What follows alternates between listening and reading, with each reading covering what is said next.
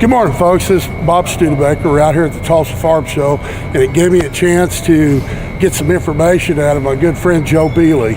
Joe is the factory rep for Cowco livestock equipment, which if you follow us, you know that that's the type of squeeze sheets that we sell, and we also handle their tubs and alleys. And you know that the reason we handle their equipment is because we consider it some of the best that you can buy. We want our customers to only have the best. But I'm going to let Joe explain some of the features on it for you. Go ahead, Joe. Our chute here, we use the manual head gate on it. Operates it very simple, in and out. We use a friction latch. Every place where we stop, it is locked. And also, she notices I pull that down, it's nice and quiet. We don't have a ratcheting noise or that on it. This is a new item we've just come out with. It's been extremely popular already. Mounts on here. All you're doing once you have a cow caught in the head gate, you pull that down, locks the head. That just gives you, a lot more control as far as the simple tasks that you might be wanting to do. And once it's up, you release there, it's out of the way. It does not affect your front exit, so you don't have to be taking it on or off. It can be adjusted for height by pulling the pin and slotting it up and down a little bit, but most of the time you can use pretty much standard height. Probably not have to change it a lot in there. This is the parallel squeeze on it. One motion, just pull wherever you need to go to. This will go down to about 14 inches is where to go to on there. Being a little bit older at this point, I really enjoy this. Over the years, I don't had to get down, fight adjustments, move this pin, pry this out, oil this up, and try to get it moving again. With this, all you're doing is grabbing your rope, pulling it down. We're using the friction latch again here, so wherever you lock, you stop on it. Wherever you stop, you lock. This has side exits on both sides. The far side there can be controlled from right here, opening and closing it on it. You have neck injection doors on both sides. Get in access to get in and get your neck shots on there. The branding windows on these do fold down.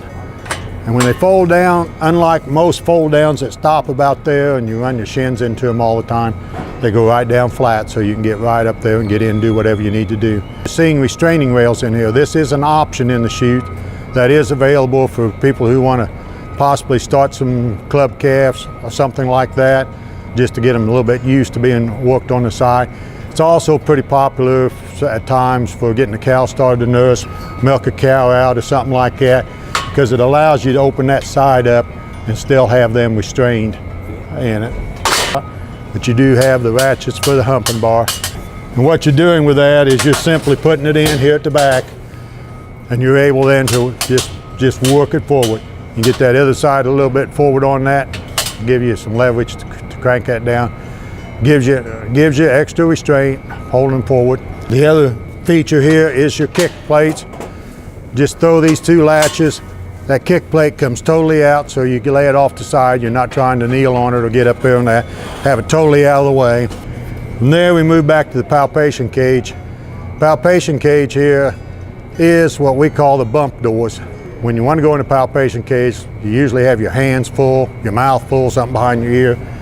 Just throw a shoulder or anything into it, bump it. You can walk right through and go in.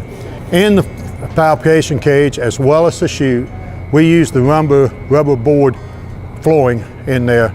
Now this is not a rubber mat over the top of steel. This is an actual rubber board. Number one feature here that we like about it is the quietness of it. The sound of cattle walking on this is not a lot different than them walking on the ground in there. And I know you've walked through steel floored chutes, and I know you realize how much extra noise that adds into it. The real controls on it allow you to use the cable here to release wide open the front. Simply pull it back and adjust it there so that they have room to get their head through. Slide the tailgate, pulling in and out to the side. When that next animal comes in, they're just normally moving right on away from you in a natural path, I guess you'd say. From there, you're closing it from here. Joe, I know that you can make any of these chutes portable. We sold several of the portable chutes. Tell us how it works. Basically what we've tried to do here is design a wheel kit that is safe and that an old man like myself can use in there. And it's very, very user-friendly in that respect. You're not having to fight with anything when you're doing it. We use a jack at the front so we can set this right down to the ground. This is a special jack that allows it to go right to the ground on it. You can see here the tongue is removed by just pulling one pin. We do have safety chains on everything at this point up here.